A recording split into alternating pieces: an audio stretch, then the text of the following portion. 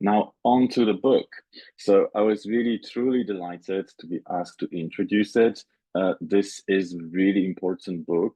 It's the first monograph in English to offer a full account of Moldavia's 15th and 16th century art and architecture. But it doesn't just fill a gap, it really reorients the field. Because Sullivan's Moldavia is no cultural periphery. It's really convincingly presented as this dynamic crossroads of Latin, Greek, and Slavic traditions, sort of intertwined with the Holy Roman Empire, Hungary, Poland, Lithuania, the Balkans, and also the Ottoman world. And really what sets the book apart is its refusal to accept inherited narratives. So Sullivan really shows that Moldavian art was not derivative or delayed, but distinctively local and also deeply engaged with wider visual and material currents. So this truly is a trailblazing monograph, conceptually bold, deeply learned, and meticulously researched, drawing on sources in Church Slavonic, Romanian, German, and Latin. And Sullivan guides the reader across linguistic boundaries, but also different historiographical traditions. She also dismantles nationalist framings and offers instead a richly transcultural perspective, one that reveals Moldavia's complexity without exaggerating or mystifying it. So for a nuanced view of late Byzantine and post-Byzantine art in Eastern Europe, this book has no equal. So please join me in welcoming Dr. Sullivan, who will now say a few words about her book. Thank you so much, Tom, for the introduction. Can you hear me okay? Is that okay? Wonderful. Thank you for the introduction, and also thank you to the organizers for including my book in this year's festival, and for putting this program together.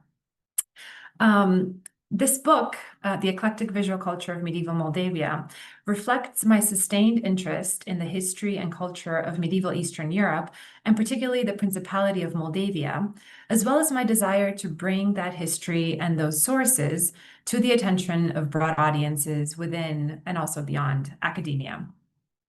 Let me see if I can move the screen. Good. After gaining its independence in 1359, Moldavia, a principality that extended over the northeastern third of modern Romania and the Republic of Moldova, marked here on the topographical map of Europe, emerged as a Christian frontier at the crossroads of different traditions, among them Latin, Greek, Slavic, and a little later also Islamic.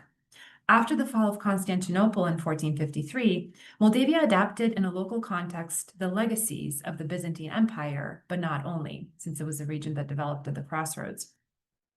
My book centers attention on Moldavian objects and monuments from the 15th through the early 17th centuries, but the focus is mainly 15th and 16th, ranging from fortified monasteries and churches enveloped in fresco cycles to silk embroideries, delicately carved woodwork and metalwork, as well as manuscripts gifted to Mount Athos and other Christian centers, and explains how these objects negotiated the complex issues of patronage and community in the region. Moreover, the work attests to processes of cultural contact and translation, revealing how Western medieval, Byzantine, and Slavic traditions were mediated in Moldavian contexts in the post-Byzantine period. In this book, I address the historical circumstances and the modes of artistic transfer that contributed to the new visual forms in Moldavian art and architecture, as well as the princely aspirations in the context of which they took shape. The book, too, looks at historiographic matters pertaining to art historical scholarship on Eastern European topics, and the ways in which the study of the Moldavian sources might begin to encourage a rethinking of existing geographic and temporal divides within the study of Western medieval and Byzantine art. And I'm just showing you here kind of the general geographical and temporal parameters of the study of Western medieval and Byzantine art, and how what's happening in Eastern Europe is really left out of the conversations. The story of my book begins in the mid-15th century, during the long and prosperous reign of Stephen III, spanning almost half a century. At that time, Moldavia was consciously transformed into a bastion and buttress protector of the Christian faith.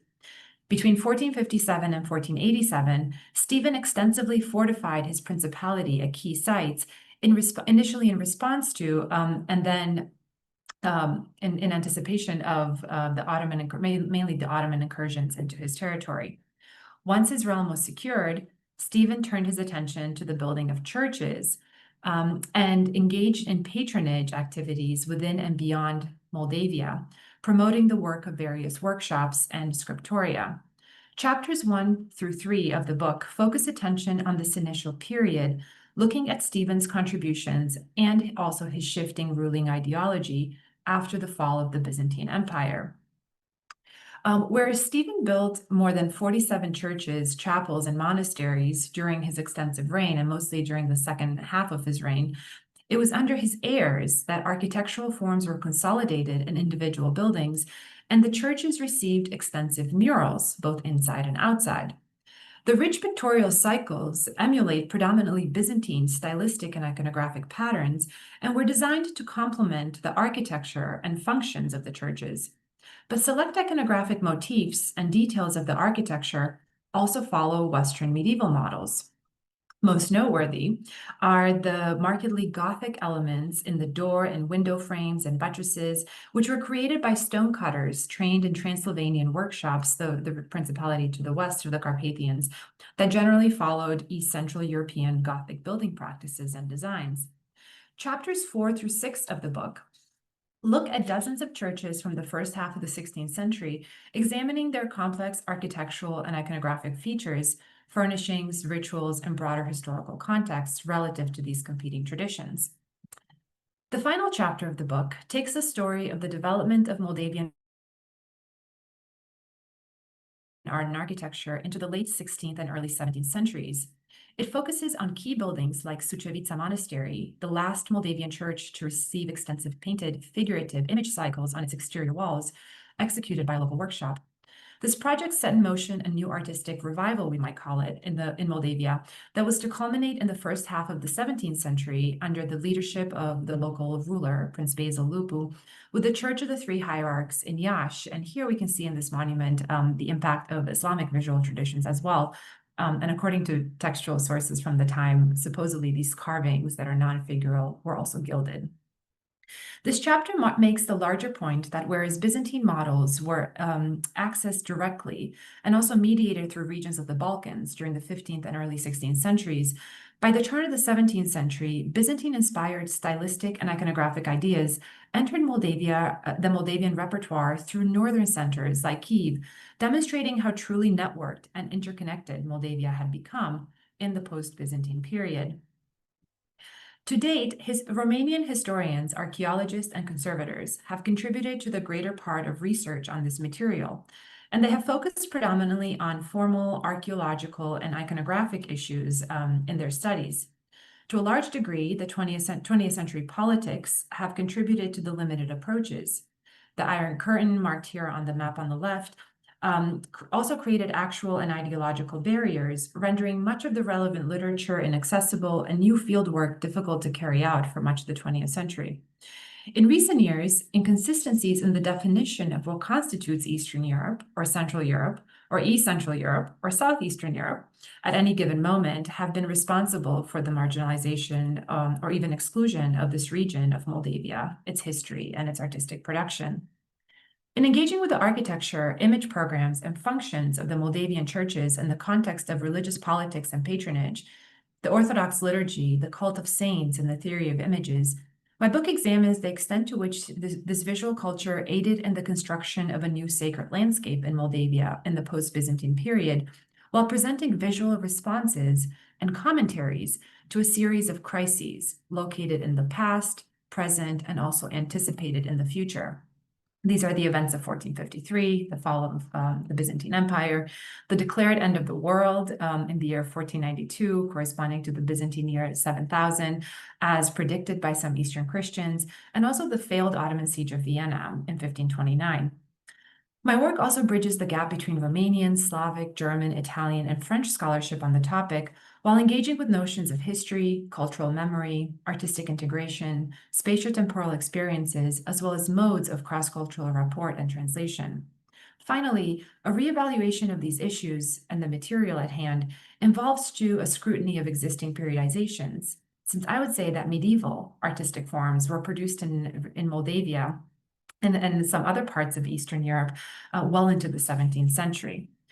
So my book features over 150 colored images, plans, and details of these churches and their visual, their rich treasuries, as well as transcriptions and English translations of key primary sources written in Church Slavonic, Greek, and also Latin. I wrote this book to reconnect with my heritage, to incite interest, and also to demonstrate the historical and cultural value of a corner of the world that has long been relegated to the margins of scholarly inquiry and also the popular imagination.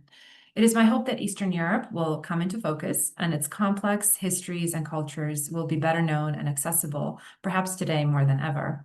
And these concerns sit at the core of my scholarship, but also my public-facing projects. Thank you for your attention. Thank you, Alice, for this interesting, distinct presentation of your book. So there are no questions in the chat right now, so perhaps I could ask the first question. And it is about your other book, because you recently published another book, Europe's Eastern Christian Border, which in many ways, I guess, really complements your first book, but it's also quite different because it's written for a much broader audience. So could you maybe talk a bit about what it was like to shift gears and write for readers beyond academia? And also, why is it important to you to reach people outside the world of academia? I think I'm muted. I'm sorry, I think my connection dropped for a second. I can repeat my question. Yeah, I'm sorry. I didn't. Yeah. So you published another book recently, Europe's Eastern Christian Border, which sort of follows from the first book. It complements it in wonderful ways, but it's very different because it's written, for a much broader audience.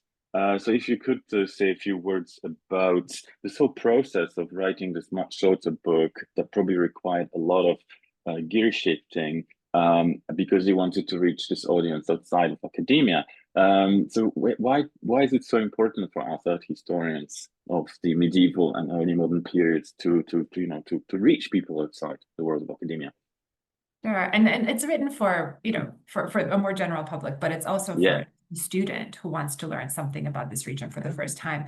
And I discovered over the course of my research, so my monograph builds from my dissertation research, that there was so much rich historical material that I couldn't really include in the book, in the Eclectic Visual Culture of Medieval Moldavia book, like these backstories about how the principality emerged on the scene from the 1359 onward. And I thought it would be helpful to write a shorter book that was more historically focused.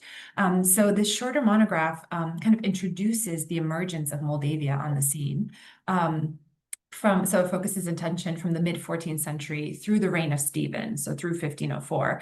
And it looks at the political and economic and cultural transformations that took place that demonstrated eventually the networked and connected position of Moldavia in the 15th century, and the shifting ruling ideologies of the ruler of Stephen in particular after the fall of Constantinople.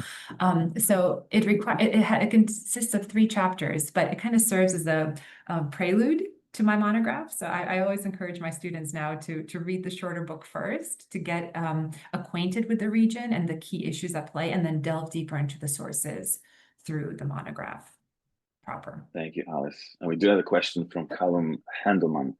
The frescoes of the external walls are quite fascinating. Is this a localized artistic development, or does its roots lie elsewhere?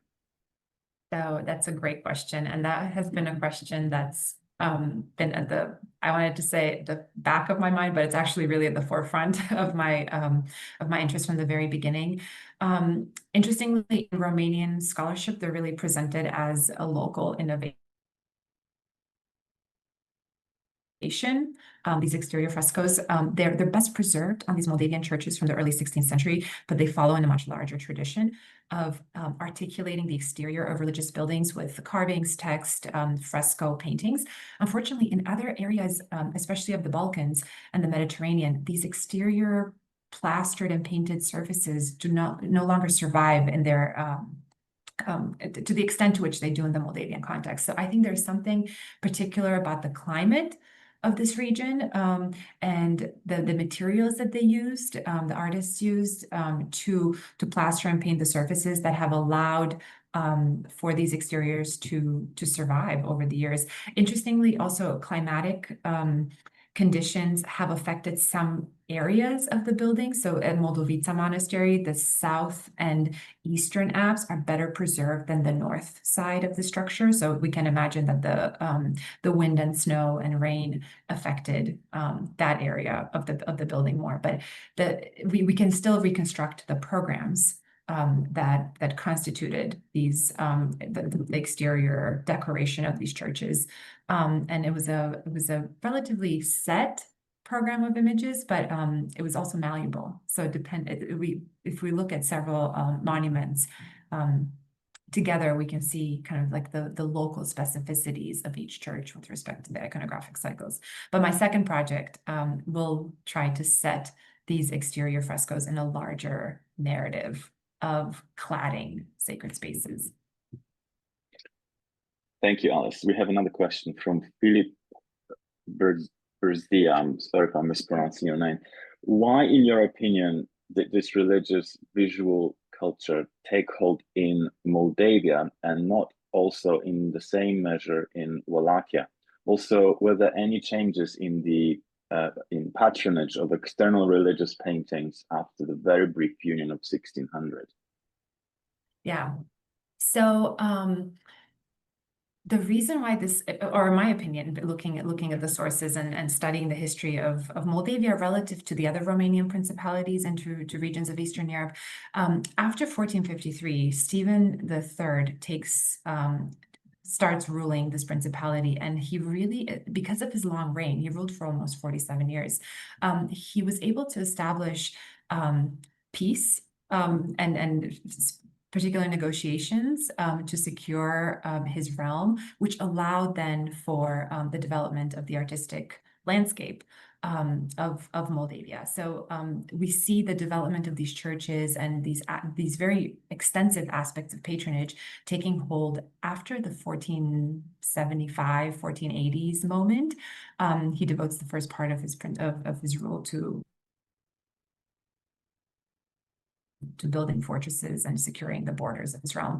But he took a really keen interest. And in a way, I see him continuing the interest in artistic patronage and within local context, but also beyond, to support other Christian centers like Mount Athos, Mount Sinai, for example, akin to Byzantine, to how the Byzantine emperors ran their show, so to speak.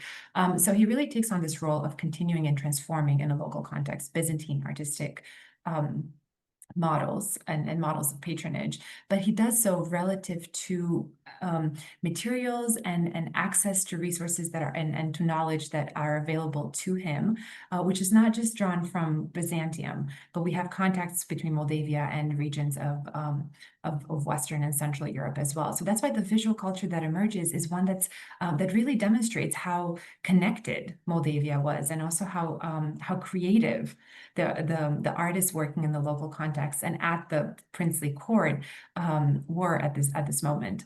And then in turn, his artistic patronage served as an example for his heirs. So by the time the 16th century rolls around and we have these churches that have been preserved with extensive mural cycles on their exterior walls, this is a way for the local ruler, Peter, to leave his own mark on the artistic production of Moldavia, similar to how his father did before.